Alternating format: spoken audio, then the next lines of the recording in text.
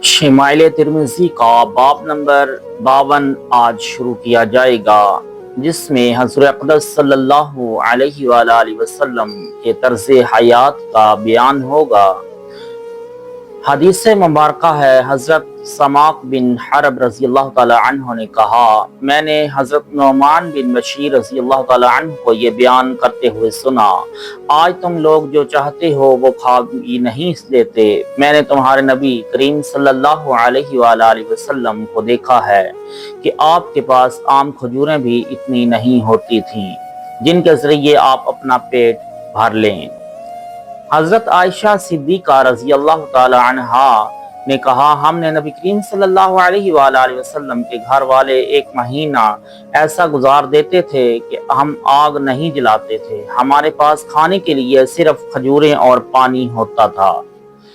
حضرت انس رضی اللہ تعالی عنہ نے حضرت ابو طلحہ رضی اللہ تعالی عنہ کا یہ بیان نقل کیا ہے کہ ہم نے رسول کریم صلی اللہ علیہ وآلہ وسلم کی خدمت میں بھوک کی شکایت کی، ہم نے اپنے پیٹ سے کپڑا اٹھایا تو اس پر ایک ایک پتھر بندھا ہوا تھا، اور آپ صلی اللہ علیہ وآلہ وسلم نے اپنے پیٹ سے کپڑا اٹھایا تو اس پر 2 پتھر بندھے ہوئے تھے۔ حضرت امام ترمذی رحمۃ اللہ تعالی علیہ نے کہا، حضرت ابو طلحہ رضی اللہ تعالیٰ عنہ سے منقول ہونے کے حوالے سے یہ روایت غریب ہے، ہم اسے صرف اسی سند کے ساتھ جانتے ہیں۔ ان کا یہ کہنا کہ ہم نے پیٹ سے کپڑا اٹھایا تو پتھر بندھا ہوا تھا، وہ بھوک اور مشقت کی وجہ سے اپنے پیٹ پر پتھر باندھتے تھے۔ حضرت ابو ہریرہ رضی اللہ تعالی عنہ کا بیان ہے کہ رسول کریم صلی اللہ علیہ وآلہ وسلم ایک دفعہ ایسے وقت میں باہر تشریف لائے کہ اس وقت میں آپ باہر تشریف نہیں لاتے تھے، اور اس وقت کوئی آپ سے ملاقات نہیں کرتا تھا۔ حضرت ابو بکر صدیق رضی اللہ تعالی عنہ آپ سے ملے تو آپ نے دریافت فرمایا، اے ابو بکر تم کیوں آئے ہو؟ انہوں نے جواب دیا، یا رسول اللہ، میں ملاقات کے لیے آیا ہوں، آپ کی زیارت کرنے کے لیے اور آپ کو سلام کرنے کے لیے آیا ہوں۔ ابھی کچھ دیر ہی گزری تھی کہ حضرت عمر فاروق رضی اللہ تعالی عنہ بھی آ گئے۔ آپ صلی اللہ علیہ وآلہ وسلم نے دریافت کیا، اے عمر تم کیوں آئے ہو؟ انہوں نے جواب دیا، یا رسول اللہ بھوک کی وجہ سے۔ آپ صلی اللہ علیہ وآلہ وسلم نے فرمایا، مجھے بھی بھوک لگ رہی ہے۔ پھر یہ لوگ حضرت ابو الحیثم بن تیہان رضی اللہ انصاری رضی اللہ تعالی عنہ کے گھر گئے۔ یہ بہت سے باغات، درختوں اور بکریوں کے مالک تھے، ان کے پاس کوئی خادم نہیں تھا، وہ صاحب ان حضرات کو گھر میں نہیں ملے۔ ان حضرات نے ان کی اہلیت سے دریافت کیا، تمہارے میاں کہاں ہیں؟ میں نے جواب دیا، وہ میٹھا پانی لینے کے لیے گئے ہیں۔ یہ حضرات وہیں ٹھہرے رہے۔ اسی دوران حضرت ابو الحیثم رضی اللہ تعالی عنہ مشکیزہ اٹھا کر لے آئے، جو انہوں نے بڑی مشکل سے اٹھایا ہوا تھا۔ انہوں نے اسے رکھا اور آپ صلی اللہ علیہ وآلہ وسلم سے لپٹ گئے اور اپنے ماں باپ کو آپ پر قربان کرنے لگے۔ پھر وہ ان حضرات کو لے کر اپنے باغ میں گئے، ان کے لیے بچھونا بچھایا، پھر یہ باغ کے اندر گئے اور وہاں سے ایک خوشہ توڑ کر لائے اور وہ آپ صلی اللہ علیہ وآلہ وسلم کے سامنے رکھ دیا۔ آپ صلی اللہ علیہ وآلہ وسلم نے فرمایا، تم تازہ کھجوریں نکال کر کیوں نہیں لائے؟ انہوں نے عرض کیا، یا رسول اللہ، میں نے یہ ارادہ کیا کہ آپ حضرات اس میں سے تازہ یا خشک یا جو کھجوریں چاہیں لے لیں۔ ان حضرات نے اسے کھایا اور اس پانی کو پیا۔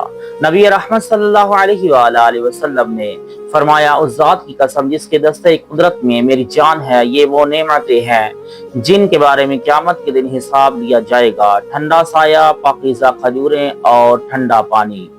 پھر حضرت ابو الحیثم رضی اللہ تعالی عنہ گھر گئے تاکہ ان حضرات کے لیے کھانا تیار کریں۔ آپ صلی اللہ علیہ وآلہ وسلم نے انہیں ہدایت کی کہ دودھ دینے والی بکری ہمارے لیے ذبح نہ کرنا۔ انہوں نے بکری کے ایک بچے یا بچی کو ذبح کیا، پھر وہ اس کا گوشت لے کر آپ صلی اللہ علیہ وآلہ وسلم کے پاس آئے۔ ان حضرات نے اسے کھا لیا۔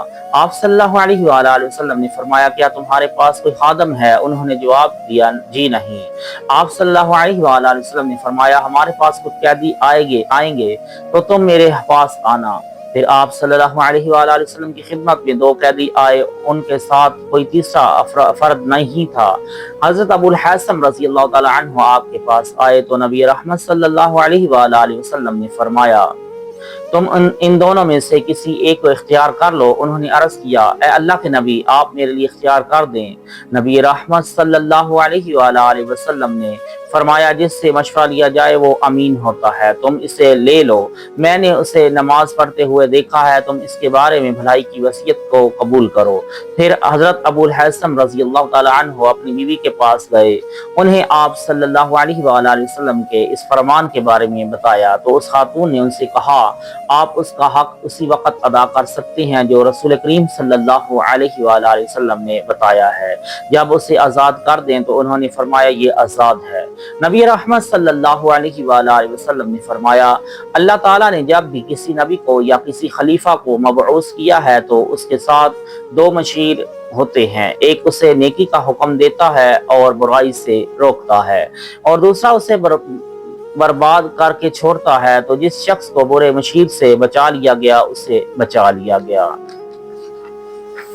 حضرت قیس بن ابو حازم رضی اللہ تعالی عنہ کا بیان ہے کہ میں نے حضرت سعد بن ابی وقاص رضی اللہ تعالی عنہ کو یہ بیان کرتے ہوئے سنا ہے میں وہ پہلا شخص ہوں جس نے اللہ تعالیٰ کی راہ میں دشمن کا خون بہایا، اور میں وہ پہلا شخص ہوں جس نے اللہ تعالیٰ کی راہ میں تیر پھینکا۔ مجھے اپنے بارے میں اچھی طرح یاد ہے کہ میں رسول اللہ صلی اللہ علیہ وآلہ وسلم کے چند صحابہ کرام کے ہمراہ ایک غزوہ میں شریک ہوا۔ ہم لوگ صرف درخت کے پتے کھایا کرتے تھے یہاں تک کہ ہماری باتیں چھل گئی تھیں۔ ہم میں سے ہر ایک شخص اس طرح پاخانہ کیا کرتا تھا جیسے بکری یا اونٹ مینگنیاں کرتے ہیں۔ اب بنو اسد مجھے دین کے معاملے میں تانا دیتے ہیں، پھر تو میں نقصان اور رسوائی کا شکار ہو گیا اور میرا عمل ضائع ہو گیا۔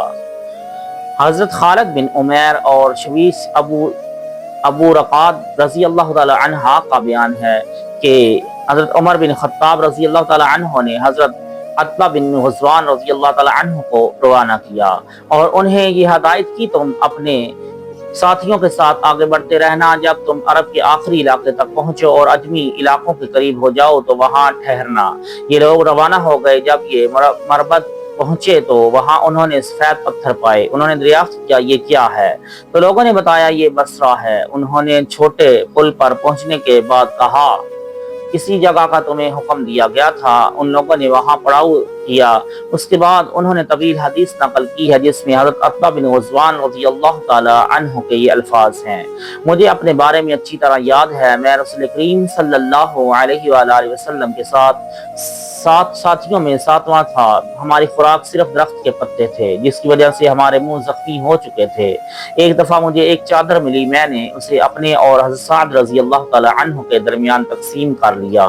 اب ان 7 افراد میں سے ہر ایک کسی شہر کا گورنر ہے اور عنقریب تم ہمارے بعد آنے والے حکمرانوں کا بھی تجربہ کر لو گے۔ حضرت انس رضی اللہ تعالی عنہ کا بیان ہے کہ رسول کریم صلی اللہ علیہ وآلہ وسلم نے فرمایا اللہ تعالیٰ کی راہ میں مجھے خوف زدہ کرنے کی جتنی کوشش کی گئی اتنا کسی کو خوف زدہ نہیں کیا گیا، اور اللہ تعالیٰ کی راہ میں مجھے جتنی اذیت پہنچائی گئی اتنی کسی کو نہیں پہنچائی گئی۔ مجھ پر 30 دن ایسے بھی گزرے جب میرے اور بلال کے لیے کھانے کی کوئی ایسی چیز نہیں تھی جسے کوئی جاندار کھا سکتا ہو، صرف اتنی سی خوراک ہوتی تھی جو بلال کی بغل میں چھپ سکتی تھی۔ حضرت انس بن مالک رضی اللہ تعالی عنہ کا بیان ہے کہ رسول کریم صلی اللہ علیہ وآلہ وسلم کے صبح یا شام کے کھانے میں روٹی اور گوشت اس وقت اکٹھے ہوتے تھے جب آپ لوگوں کے ساتھ بیٹھ کر کھانا کھاتے تھے۔ عبداللہ نامی راوی کا کہنا ہے کہ لفظ دفف کا مطلب کثیر لوگوں کا کھانے میں شامل ہونا۔ حضرت نوفل بن ایاس حضلی کا بیان ہے حضرت عبد الرحمن بن عوف رضی اللہ تعالی عنہ ہمارے ساتھ ہوتے تھے، وہ سب سے اچھے ساتھی تھے۔ ایک دفعہ وہ ہمیں اپنے ساتھ لے گئے، جب ہم ان کے گھر آئے تو وہ اندر گئے اور غسل کر کے آئے۔ اسی دوران پیالہ لایا گیا جس میں روٹی اور گوشت تھا، تو حضرت عبد الرحمن بن عوف رضی اللہ تعالی عنہ رونے لگے۔ میں نے ان سے سوال کیا اے ابو محمد آپ کیوں روتے ہیں؟ انہوں نے جواب دیا جب رسول اللہ صلی اللہ علیہ وآلہ وسلم کا وصال ہوا تو آپ اور آپ کے اہل خانہ جو کی روٹی بھی سیر ہو کر نہیں کھاتے تھے، اس لیے میرے خیال میں جو ہمیں پیچھے رہنے دیا گیا ہے یہ ہمارے لیے بہتر نہیں ہے۔ ان احادیث مبارکہ کی شرح انشاءاللہ کل پیش کی جائے گی۔ کافی نشست ہوں گی، اس میں ہو سکتا ہے 2 نشست ہوں 3 نشست ہوں، لیکن یہ بہت سننے والی حدیث مبارکہ کی شرح بھی ہیں اور حدیث مبارکہ بھی ہیں۔ اللہ تعالی عمل کی توفیق عطا فرمائے، آمین۔